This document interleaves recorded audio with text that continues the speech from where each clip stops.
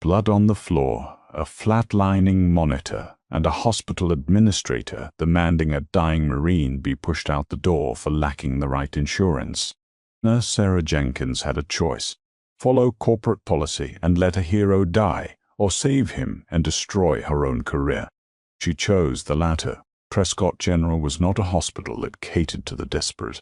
Nestled in the affluent suburbs of Chicago, it was a pristine, profit-driven institution with marble floors in the lobby and a board of directors who cared more about quarterly earnings than the Hippocratic Oath. Sarah Jenkins had worked in its emergency department for 12 years. At 38, she was the veteran charge nurse, known for her sharp instincts, steady hands, and an unwavering moral compass that often put her at odds with management. It was a torrential Tuesday night when the sliding doors of the ER blew open. Paramedics rushed in, shouting over the sound of the rain and the chaotic din of the waiting room. On the gurney was a young man, barely recognizable through the blood and mud. 24-year-old male, severe blunt force trauma and internal hemorrhaging. The lead paramedic barked, breathless, as he helped transfer the patient to a hospital bed. Hit and run on Interstate 90. The pressure is tanking, 60 over 40 and dropping. Sarah was at the bedside in a second, her shears cutting away the man's soaked jacket. Beneath the ruined fabric, she saw the unmistakable eagle, globe, and anchor tattooed on his left pectoral muscle. He was a United States Marine. A wallet, recovered by the EMTs, identified him as Corporal Thomas Miller. "Let's get 2 large-bore IVs going, push saline, and page doctor." "Hayes, immediately," Sarah ordered, her voice cutting through the panic. "We need O-negative blood down here, now."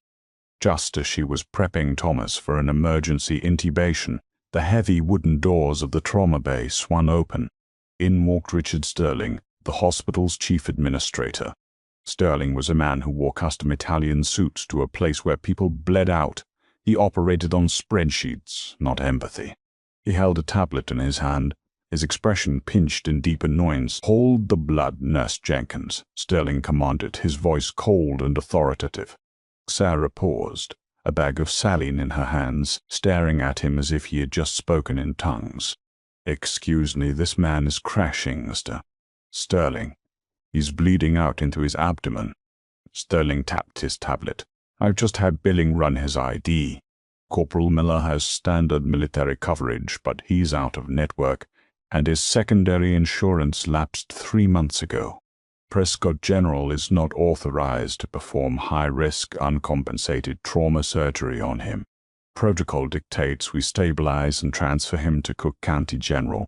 Sarah's blood ran cold. Cook County General was a 25-minute ambulance ride in good weather. In this storm, it would take 40. "Stabilize him?" Sarah yelled, abandoning professional decorum. "He has a ruptured spleen and likely a torn hepatic artery. If we put him back in an ambulance, he will be dead before they clear the parking lot. He needs an operating room right this second."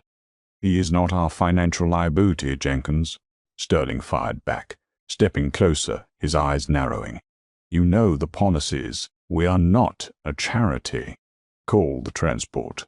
Thomas groaned, a wet, rattling sound escaping his throat. His monitors began to wail, the jagged lines on the screen flattening out. Sarah looked at the young Marine. He had survived war zones only to be left to die on a sterile hospital bed, because a man in a suit didn't want to take a hit on the hospital's profit margins. Something inside Sarah snapped. The rules, the protocols, the threat of Sterling's wrath, it all vanished. "Get out of my trauma room," Sarah growled. Sterling blinked, taken aback. "What did you just say to me?" "I said, get out." Sarah shoved past him, grabbing the defibrillator paddles. "Charge to 200. Clear." The Marine's body arched off the table. A heartbeat flickered back onto the monitor, weak.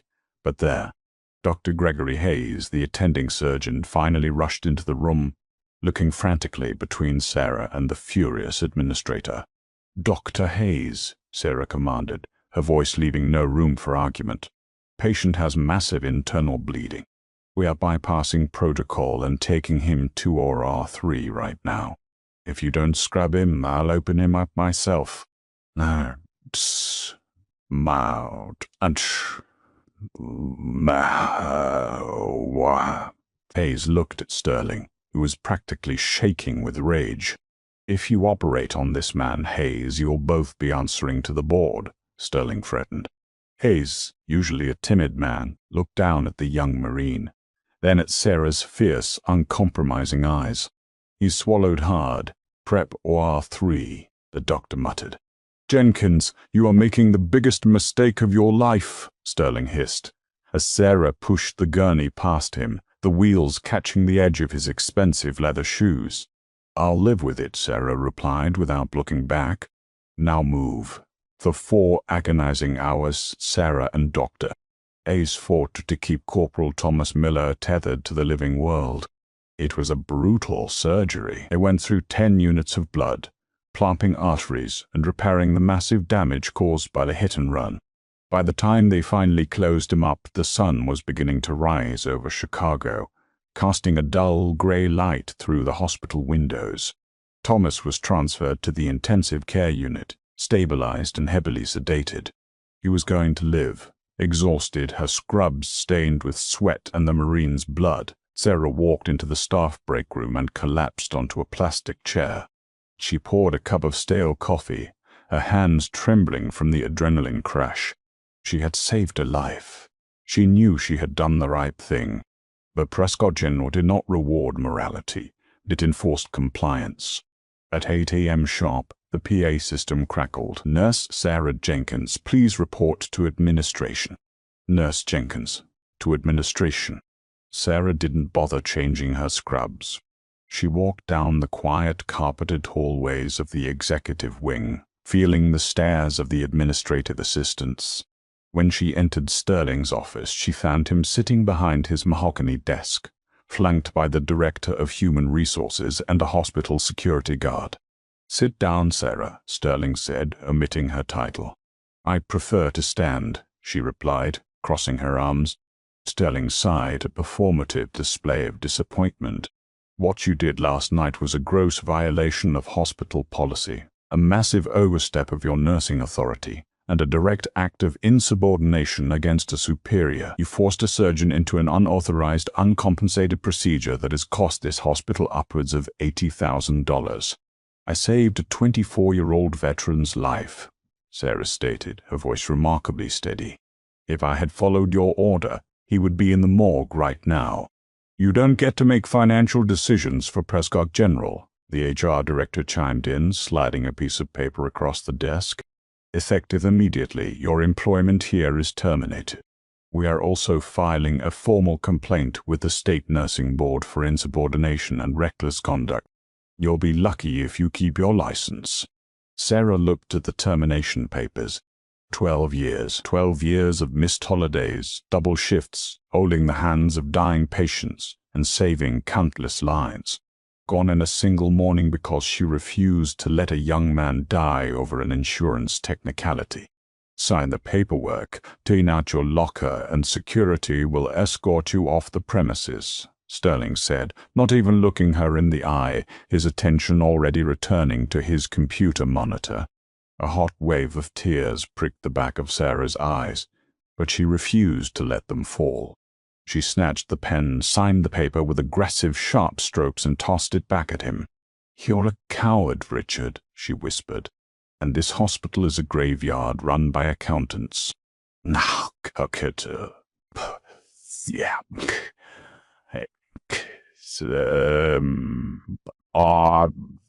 10 minutes later, Sarah was walking out of the glass doors of Prescott General, carrying a small cardboard box containing a coffee mug, a stethoscope, and a framed photo of her late mother. The security guard walked 2 paces behind her, ensuring she left the property. The rain had stopped, leaving the morning air bitterly cold. She unlocked her rusted sedan, placed the box on the passenger seat, and finally broke down, weeping against the steering wheel. Her career was over. The bills were piling up. She had no safety net. What Sarah didn't know was that while she was being marched out of the hospital like a criminal, a very different scene was unfolding up in the ICU. A heavy set of boots echoed down the tiled hallway. The nurses of the station looked up, their breath catching in their throats. Approaching the desk was a man who looked like he had been carved out of granite. He stood 6'4", with a thick beard, heavily tattooed arms, and a scarred face. But it wasn't his size that intimidated the staff. It was the leather cut he wore over his denim jacket. On the back, clear as day, was the winged death head. He was a patched member of the Hells Angels motorcycle club, specifically Jackson Miller, the vice president of the local charter, and he was Corporal Thomas Miller's older brother. Jackson didn't speak to the administrators. He bypassed security entirely, walking straight to the ICU desk. A young, terrified junior nurse named Chloe stood up. "Can I help you, sir?" Chloe stammered. "I'm looking for Tommy Miller," Jackson rumbled, his voice like grinding stones. "I got a call. He was brought in here." "Are you family?" "I'm his brother." Chloe quickly checked the charts and pointed to room 4. "He's in a medically induced coma, but he's stable." The surgery was a success. Jackson's broad shoulders relaxed a fraction of an inch.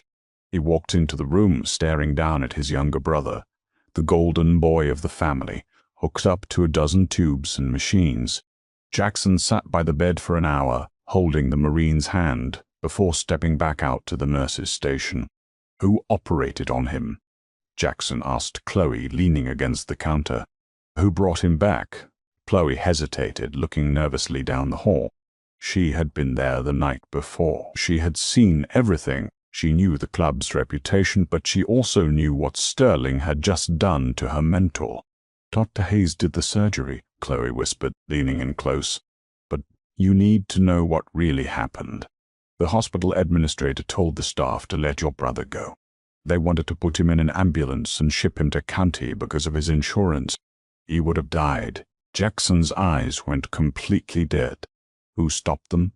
"Sarah Jenkins, the charge nurse," Chloe said, tears welling in her eyes. "She defied the administrator. She fought for your brother and forced the doctor to operate. And this morning, they fired her for it. They threw her out." Jackson Miller stood in silence for a long moment, digesting the information. The hospital was willing to let his blood brother die over paper money, and a solitary nurse had thrown away her entire life to save him. The code of the Hells Angels was simple. Disrespect is met with hellfire, but loyalty and a life debt are repaid in full. Jackson pulled out a burner phone and dialed a number. "Yeah, it's Jax," he said into the receiver. "Tommy's gonna pull through, but we got a situation. Call the chapter president. Call the boys in Oakland.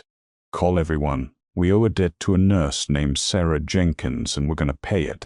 The next 48 hours were a masterclass in bureaucratic cruelty. Sarah Jenkins sat at her cramped kitchen table, staring at a stack of mail that seemed to mock her existence. Outside her window, the Chicago skyline was shrouded in a persistent, miserable fog. Her phone lay silent on the counter. The hospital had already deactivated her staff credentials, her email, and her access to the nursing portal. But Richard Sterling was not content with merely firing her. He wanted to ensure she could never challenge his authority or his narrative ever again. On Thursday morning, a courier arrived at Sarah's door with a thick manila envelope. Inside were 2 documents that made her stomach drop into freefall. The first was a formal summons from the Illinois Department of Financial and Professional Regulation, the state nursing board. Sterling had fast-tracked a complaint, accusing her of gross medical negligence, unauthorized practice of medicine, and endangering a patient under the influence of severe emotional distress. The second document was an eviction notice. Prescott General's parent corporation, a massive healthcare conglomerate, owned several of the apartment complexes in the medical district, heavily subsidizing rent for core staff. Buried in the fine print of her lease was a clause stating that termination for cause immediately revoked her residency rights. She had exactly 3 days to vacate the premises. "They're burying me," Sarah whispered to her empty apartment, her fingers trembling as she dropped the papers onto the linoleum floor. She had zero savings. She had devoted her entire adult life to the ER, picking up extra shifts, covering for sick colleagues, and living paycheck to paycheck in the city. Now she was losing her license, her home, and her reputation. Across the city, in a heavily fortified industrial park on the south side, a very different kind of board meeting was taking place. The clubhouse of the Chicago South Side Charter of the Hells Angels was a cavernous, dimly lit warehouse filled with the scent of motor oil, stale beer, and old leather. A massive pool table dominated the center of the room, but today no one was playing. 25 fully patched members of the club sat around a scarred oak conference table. The iconic death head insignia glared from the backs of their cuts, a symbol of a brotherhood that operated entirely outside the margins of polite society. Jackson Miller stood at the head of the table. Beside him was Arthur Big Iron Campbell, the chapter president, a man whose rap sheet was as long as his custom chopper. "Tommy woke up this morning," Jackson announced, his deep voice carrying easily through the cavernous room. A low rumble of approval and knuckles rapping against the wood table echoed in response. "Docs say he's gonna make a full recovery. He's weak, but he's alive. He's alive because of a civilian." Jackson threw a manila folder onto the center of the table. "Her name is Sarah Jenkins. She was the charge nurse in the trauma ward. The suits at Prescott General wanted to dump Tommy in an ambulance and ship him across the city while he was bleeding out because his secondary insurance lapsed. They wanted to let a United States Marine, our brother, die over a billing code." The temperature in the room seemed to drop. The men around the table, veterans, mechanics, outlaws, stiffened, their eyes narrowing with a collective, simmering rage. "Nurse Jenkins defied the chief administrator," Jackson continued, his jaw tight. "She ordered the surgeon to operate. She saved his life, and for that the hospital fired her yesterday." "So we pass the hat," said a burly member named Dutch, reaching for his wallet. "We pay her rent. We take care of her." "It's worse than that," Jackson said, shaking his head. "I had a contact on the inside pull some strings. The administrator, a guy named Richard Sterling, is trying to cover his tracks. He went into the digital logs and altered the timestamps. He's trying to frame Jenkins, claiming she administered the wrong medication and panicked, and that he stepped in to save the day.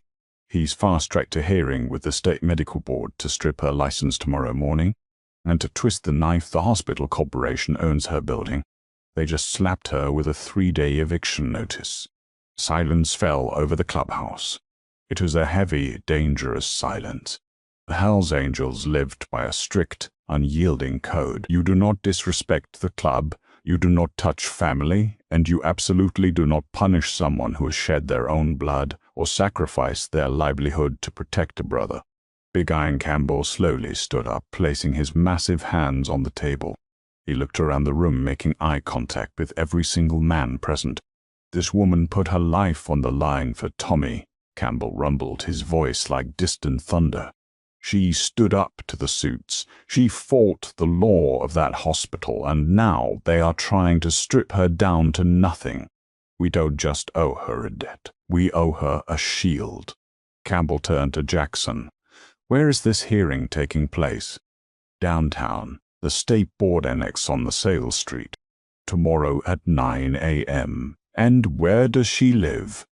"West Loop, a corporate high-rise." Campbell nodded slowly, a hard, predatory smile forming beneath his thick gray mustache. "Call the boys at the aviation charter out in Gary. Tell them we need the 2 birds in the air by 800 a.m. Tell them we want cameras on them. We're going to shine a spotlight so bright on this Richard Sterling that the cockroaches have nowhere to hide." Campbell looked back at the 25 men. "Nanta, brothers. Tomorrow morning we are going to church, and we are taking Nurse Jenkins with us." Friday morning broke with a biting, clear chill. Sarah was packing her life into cardboard boxes. She was exhausted, having not slept for 2 days, her eyes red-rimmed and hollow. Her hearing was in an hour, but she had no lawyer, no union rep, and no hope. She was scheduled to take the subway downtown, walk into a room of hostile bureaucrats, and watch her life's work be officially erased. At 8:15 a.m., the floorboards of her fifth-story apartment began to vibrate. At first, Sarah thought it was a low-flying commercial jet, but the sound didn't fade. It grew louder, deeper, a rhythmic, guttural roar that rattled the coffee mugs in her cabinets. She walked to her window and looked down at the street. Her breath caught in her throat. Lining the quiet, upscale street of the West Loop were 25 massive custom Harley-Davidson motorcycles. The chrome gleamed in the morning sun. The riders were clad in heavy leather, their club patches proudly displayed. Traffic had completely stopped. Neighbors were peering out of their windows in absolute shock. Before Sarah could process what she was seeing, her apartment buzzer rang. She warped to the intercom, her hands shaking. "Hello, Nurse Jenkins," a deep, gruff voice came through the speaker. "My name is Jackson Miller. I'm Tommy Miller's older brother. I'm coming up." 3 minutes later, Sarah opened her door to find the towering figure of Jackson standing in her hallway. He took off his sunglasses, his scarred face softening as he looked at the exhausted woman before him. "Mr. Miller," Sarah stammered, taking a step back. "I don't understand." "Tommy woke up," Jackson said simply. "He told me he remembers you holding his hand before he went under. He remembers you yelling at the suit. You saved my brother's life, Sarah." "Oh, I was just doing my job," she whispered, a tear finally escaping and tracking down her cheek. "But it cost me everything." "No, it didn't," Jackson said firmly. "I know about the eviction. I know about the board hearing this morning. I know what Sterling is trying to do to your charts." Sarah looked at him, bewildered. "How do you know all that?" Jackson offered a grim smile. "We have our ways, and we don't let our people go into battle alone. Grab your coat, Nurse Jenkins. You have a hearing to get to." "I can't take the subway with all of you," she said, overwhelmed. "You aren't taking the subway. You're riding with us." When Sarah emerged from the lobby of her building, flanked by Jackson, the 24 other angels revved their engines in unison. It was a deafening, terrifying, and beautiful sound, a mechanical symphony of raw power. Jackson handed her a heavy leather jacket and a matte black helmet. He directed her to the back of his custom road glide. "Hold on tight," he instructed. As she climbed onto the back of the bike, wrapping her arms around Jackson's leather-clad waist, a new sound cut through the roar of the engines. Fwok, fwok, quonk, ok, pwok, quok. Sarah looked up. Hovering just a few hundred feet above the street were 2 black helicopters. "What is that?" She shouted over the noise. "Air support," Jackson yelled back, kicking the bike into gear. "We called in a few favors from a private charter. They've got local news stringers on board. We tipped them off that the biggest medical fraud scandal in Chicago history is about to break at the State Board Annex." The convoy moved out. It was a spectacle that paralyzed downtown Chicago. 25 Hell's Angels riding in a tight, disciplined V-formation, escorting a single nurse. The local police, unsure of how to handle a massive, highly organized procession, simply blocked off the intersections, allowing the thunderous parade to pass through red lights. Above them, the 2 helicopters tracked their every move, broadcasting the bizarre and cinematic convoy to morning news stations across the city. Inside the State Board Annex, Richard Sterling sat at a long mahogany table, straightening his silk tie. He looked at the panel of 3 state adjudicators, as you can see from the digital logs I provided. Sterling lied smoothly, tabbing his documents.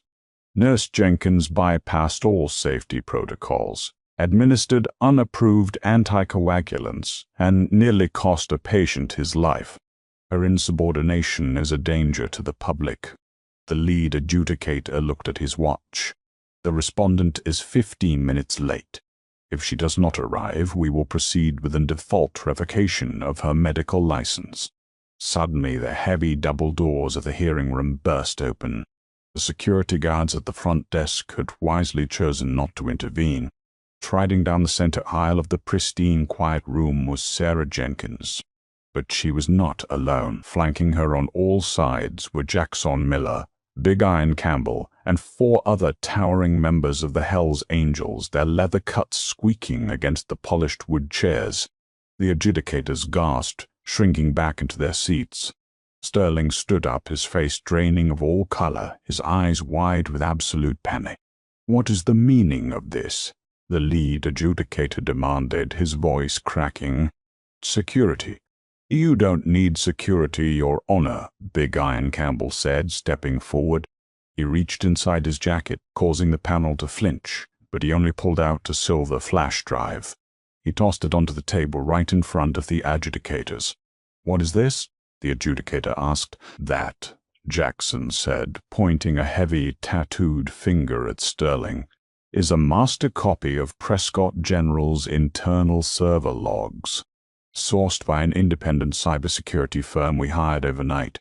It proves indisputably that Richard Sterling ordered a critically wounded Marine to be dumped on the street to save a buck, and then altered the medical charts at 2 a.m. yesterday to frame Nurse Jenkins." Sterling was sweating profusely, his hands gripping the edge of the table. "This is absurd. These men are criminals." "You can't accept this. The local news stations circling in the 2 choppers outside already have copies." Campbell smiled, revealing a gold tooth. "The FBI's healthcare fraud division got theirs 10 minutes ago." "You're done, suit." Sarah stepped forward, no longer the terrified, exhausted woman from the apartment. She stood tall, bolstered by the wall of leather and muscle behind her. She looked Sterling dead in the eye. "I told you I could live with my decision, Richard," Sarah said, her voice echoing in the silent room. "Can you live with yours?" The hearing was suspended immediately. Within an hour, state investigators were swarming Prescott General. By noon, Richard Sterling was escorted out of his own hospital in handcuffs, facing federal charges for Medicare fraud, record tampering, and severe patient endangerment. As for Sarah, she walked out of the annex into the bright Chicago sunlight. The 25 bikes were waiting for her, engines idling softly. Jackson handed her the helmet once more. "Where to now, Nurse Jenkins?" he asked. Sarah looked at the men who had just saved her life, returning the favor she had given their brother. She smiled, truly smiled, for the first time in days. "Let's go back to the hospital. I have a patient I need to check on." Sarah Jenkins never paid for another cup of coffee in Chicago. The medical board quickly dismissed the charges, while Richard Sterling faced federal prison for fraud and patient endangerment. Corporal Thomas Miller made a miraculous recovery, eventually walking his savior down the aisle at her wedding. Sometimes angels don't wear pristine white wings and golden halos. They wear heavy leather, ride chrome motorcycles, and roar like thunder when justice calls.